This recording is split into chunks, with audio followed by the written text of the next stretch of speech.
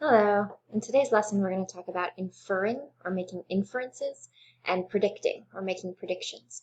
And we're going to try it out looking at some mysterious pictures. So first, let's look at this picture and think about what it means to make an observation. This is what we've already talked about. Remember, observing are when we use our senses to gather information.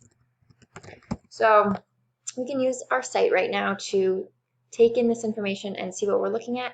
We can make a quantitative observation with quantities, numbers, and say, it looks like there are 13 footprints from this larger footprint. 13 footprints is a quantitative observation, and saying, these footprints are larger than these is a qualitative observation. It looks like these footprints are headed this way, and these footprints are headed this way. Now we're going to learn some new skills that scientists use today. Scientists can make inferences, and you do this all the time. It's when you use what you see, what you observe with any of your senses, and you explain that or interpret that to mean something. So it's using observations to explain or interpret. So if I see this, I might make an inference. There is a large animal and a small animal, and they are headed toward each other. So I'm thinking that there's an animal here. I don't know that for sure. This could be a kid making dots in the sand, but I'm inferring that there are animals headed toward each other.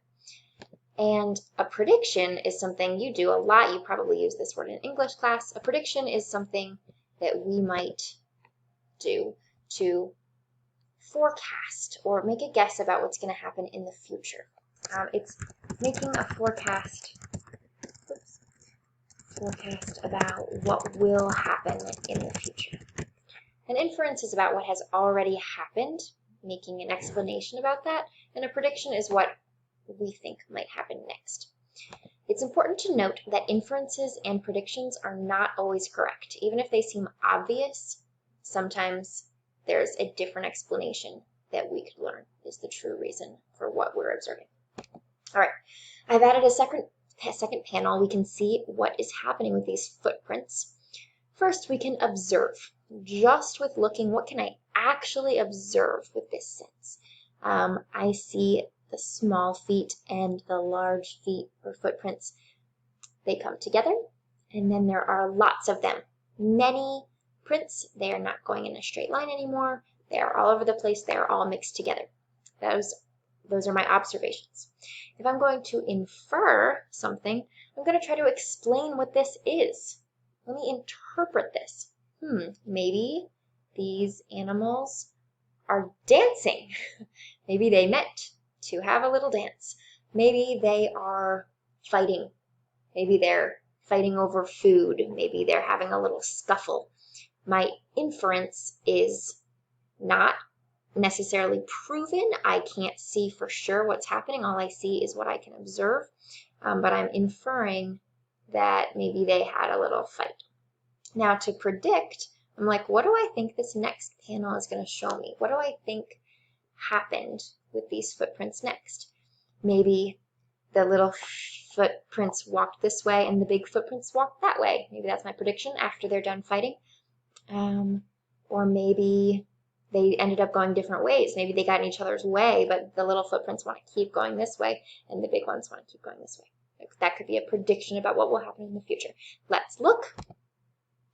Ooh, okay, so our big footprints headed out, but the little footprints didn't.